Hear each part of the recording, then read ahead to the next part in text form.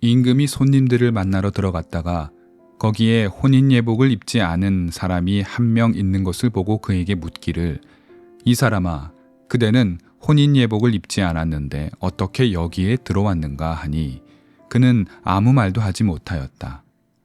그때 임금이 종들에게 분부하였다. 이 사람의 손발을 묶어서 바깥 어두운 데로 내던져라. 거기서 슬피 울며 이를 갈 것이다. 마태복음서 22장 11절에서 13절 말씀. 어떤 나라의 임금이 자기 아들의 혼인을 축하하기 위해 큰 잔치를 마련했습니다. 왕자의 결혼이라는 국가적 경사이기에 연회는 성대하게 기획됐고 초대할 손님들의 면면도 보통이 아니었을 것입니다. 왕은 격식에 맞도록 사람들을 선별했고 정성껏 초대장을 발부했습니다. 이 초대를 받은 누구라도 기뻐했을 것입니다. 자신이 왕의 초대를 받을 만큼의 위치가 있음이 증명되는 자리이기 때문입니다. 그런데 이상한 일이 벌어집니다. 사람들이 왕의 초대에 응하지 않은 것입니다. 아니, 거부라는 표현이 더 맞겠습니다. 왕은 초대장을 전하는 와중에 혹시 문제가 생겼는가 하여 시종들을 시켜 연회 참석 대상자들을 모셔오도록 명령했습니다. 귀한 진미가 이미 마련되어 있으니 그저 오기만 하면 된다는 말도 잊지 않았습니다. 왕이 이렇게까지 나섰음에도 어째서인지 사람들은 왕의 부름을 거절합니다. 어떤 사람들은 생계를 핑계로 자리를 피했습니다. 여기에 누구도 예상치 못한 사건이 일어납니다. 일부 사람들이 왕의 시종들을 잡아다가 모욕하고 살해하는 끔찍한 일이 저질러진 것입니다. 이 참극을 전해드는 왕은 분노와 수치감에 사로잡혔습니다. 당연히 보복을 단행합니다. 본문 7절은 이렇게 말합니다. 임금은 노해서 자기 군대를 보내서 그 살인자들을 죽이고 그들의 도시를 분살라 버렸다. 보복 공격을 마친 왕은 다시 명령을 내립니다. 길에 나가 아무나, 그가 선한 사람이든 악한 사람이든 누구든지 데리고 오라고 말합니다. 왕의 시종들은 그 명령을 따라 악한 사람, 선한 사람 가릴 것 없이 왕의 혼인잔치 앞으로 데리고 옵니다. 본문은 왕이 베푼 아들의 혼인잔치에 사람들이 가득했다라고 증거합니다. 바로 이것이 마태복음이 증거하는 혼인잔치 비유 이야기입니다. 이 말씀만 놓고 보면 이해하기가 쉽지는 않습니다. 무엇보다 누가 선한 편이고 누가 악한 편인지 구별하기가 쉽지 않습니다. 전통적으로는 왕은 하나님, 왕의 아들은 예수님, 그리고 초대받은 이들은 예루살렘의 권력자들이라는 구도가 있었습니다. 예루살렘의 권세 있는 자들은 아마도 성전 권력자 헤롯 왕가를 비롯한 유대의 정치인들, 또 바리새파 사람들 정도이겠지요. 그러나 그들 모두는 이 왕이신 하나님의 초대를 거절했습니다. 게다가 일부 사람들은 왕의 시종을 살해했지요.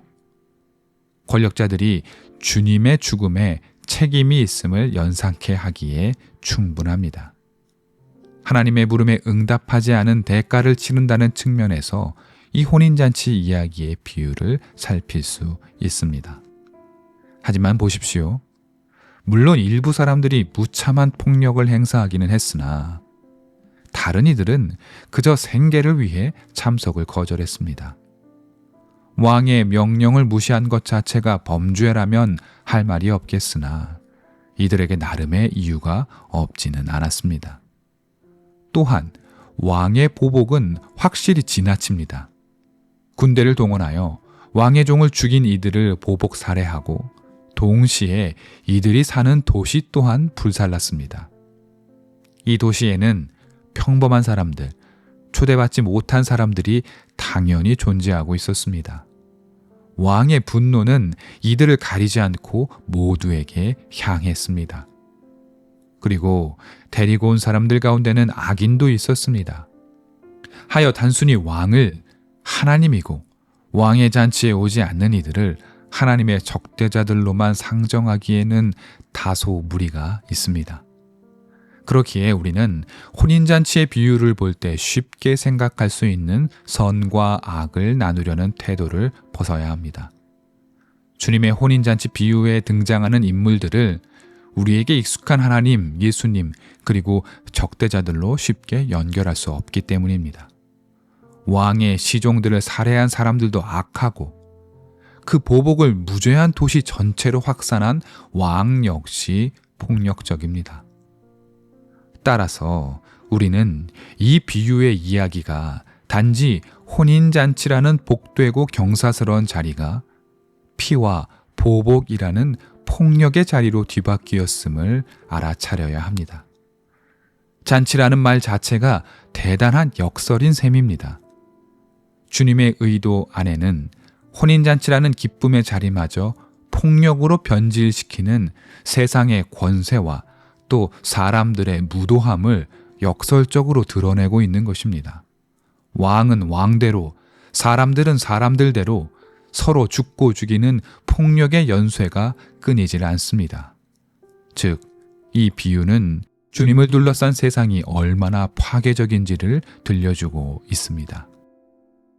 젊은 두 청년이 만나 하나의 가정을 이루는 복된 시간인 혼인과 그리고 폭력이라는 말은 참으로 어울리지 않습니다. 그런데 우리는 이 어울리지 않는 두 쌍의 말이 서로 맞붙어 있는 장면을 쉽게 볼 수 있습니다. 정의로운 전쟁이라는 말은 어떠신지요? 정의라는 단어와 전쟁이라는 단어가 서로 어울리는 말일까요? 역사 속에 있었던 전쟁들은 차치하고서라도 오늘날 우리가 목도하고 있는 현대의 전쟁들만 보시기 바랍니다. 전쟁을 일으키는 쪽은 언제나 정의라는 말을 앞세웁니다. 모든 전쟁은 각자의 위치에서 정의롭다고 말합니다. 사람들을 죽여서 성취할 수 있는 대의라는 것이 과연 타당한 것인가 우리는 질문 던지지 않을 수 없습니다. 어떠한 사람도 사람을 죽이기 위해 태어나지 않습니다. 기쁨과 축복이 가득해야 할 혼인잔치에 폭력과 보복과 살인이 난무하는 세상은 분명 심각한 고장이 나버린 세상입니다. 주님의 혼인잔치 비유의 마지막 단락도 보겠습니다. 피의 보복이 끝난 후 어중이 떠중이로 가득한 그야말로 기묘한 혼인잔치에 왕이 찾아왔습니다. 분위기가 어떠했을까요? 누구도 기뻐할 수 없었음은 분명합니다. 행여라도 참석하지 않는다면 그대로 죽음의 칼날이 찾아옴을 여기 모인 모든 사람들이 알았기 때문입니다. 아마도 어색한 웃음을 지으며 잔치에 참석했겠지요. 왕은 피로 연장을 둘러보던 중 혼인 예복을 입지 않은 한 사람을 발견합니다. 그 말은 여기 참석한 모든 사람은 예복을 갖추어 입었다는 뜻입니다. 예복은 자격을 상징합니다. 자격을 갖추지 못한 사람은 잔치에 참여할 수 없습니다. 심지어 징계를 받습니다. 하여 잔치를 주최한 왕은 예복을 입지 않은, 즉 자격 없는 이를 추방합니다. 이 왕을 가리켜 하나님이라고 볼 수 없는 이유이며 추방의 방식은 하나님의 나라 원리와 다릅니다. 여기서 우리는 생각해 볼 필요가 있습니다. 다른 사람들은 모두 예복을 입었습니다. 짐작컨대 흔쾌한 마음에 예복을 입었다기보다는 왕의 불효령이 겁이 나서 서둘러 예복을 챙겼을 가능성이 높습니다. 그런데 단 한 사람만 예복을 입지 않았습니다. 급하게 오느라 예복을 챙기지 못했던 것일까요? 일부러 예복을 입지 않았을 가능성도 있지 않겠습니까? 모두 예복을 입음으로 왕의 분노를 피했던 것과 대조적으로 단 한 사람만 예복을 입지 않았다면 그의 결정은 의도적일 가능성을 배제할 수 없습니다. 그렇다면 그의 예복 착용 거부는 일종의 저항입니다. 당신이 무력으로 나를 이 자리로 끌고 왔겠지만 당신의 그 폭압에 나는 동의할 수 없다는 저항 말입니다. 물론 다소 지나친 해석일 수 있습니다. 그러나 대세를 따르지 않고 홀로 외로이 섰다는 점에서 그 대세를 거스른 대가가 왕이라는 절대 권력에 의한 추방과 배제였다는 점에서 그의 예복 입지 않음은 단순한 실수라고 보기는 어렵습니다. 또한 그의 최후가 손과 발이 묶여 어두운 곳으로 내던져졌다는 점에서 이 이야기 속에서 박해당하는 약자란 다름 아닌 바로 이 예복 입지 않은 사람임을 우리는 알 수 있습니다.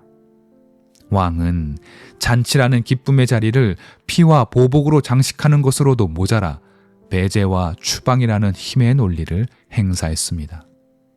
조심스러운 접근이지만 예복 입지 않으므로 왕이 내던진 폭력의 희생양이 된 이 침묵하는 남성이 어쩌면 주님 당신 자신의 예시이지는 않을까 상상해 볼 수 있습니다.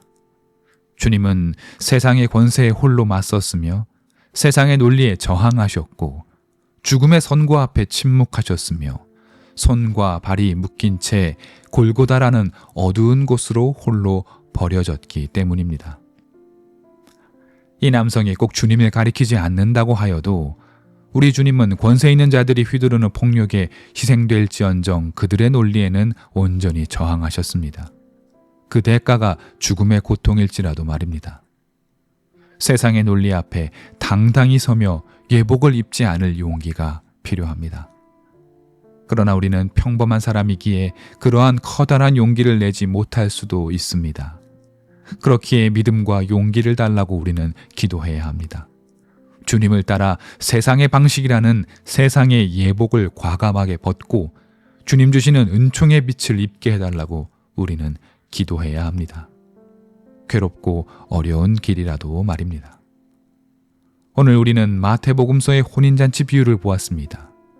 여러분, 이 비유를 시작하는 본문 2절을 다시 한 번만 보시기 바랍니다. 주님은 이 비유를 시작하며 지금부터 내가 하는 비유는 하늘나라 비유다라고 말씀하십니다. 그렇습니다. 혼인잔치와 어울리지 않는 폭력의 논리를 일러주신 이유는 하늘나라가 정확히 이와 반대임을 일러주시기 위함입니다.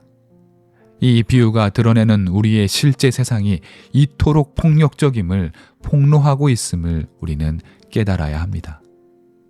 여러분, 하늘나라 잔치는 초대에 제한이 없습니다. 누구나 올 수 있습니다. 혹 초대에 응하지 않고 버틸 수도 있습니다. 그러나 하늘나라의 초대는 오지 않는 이들을 징계하지 않습니다. 그들이 올 때까지 언제까지라도 잔치의 문은 열려 있습니다. 그것이 하늘나라 잔치입니다. 예복을 입지 않았다고 추방하는 일도 없습니다. 허름하고 남루한 옷을 입고 와도 괜찮습니다. 초대하신 분이 우리의 창조주 하나님이시고 초대장을 들고 각 사람을 찾는 이가 바로 예수님이기 때문입니다. 하나님의 택함 받은 우리는 하늘나라 잔치에 초대될 자격을 충분하고도 넘치게 받았습니다. 폭력의 연쇄가 가득한 이 세상은 분명 하늘나라가 아닙니다. 그러나 여기 우리 그리스도인 된 우리가 세상의 논리와 방식이라는 세상의 예복 입기를 거부하고 맞설 때 하늘나라의 논리가 우리 세상에 임할 것임을 믿으시기 바랍니다.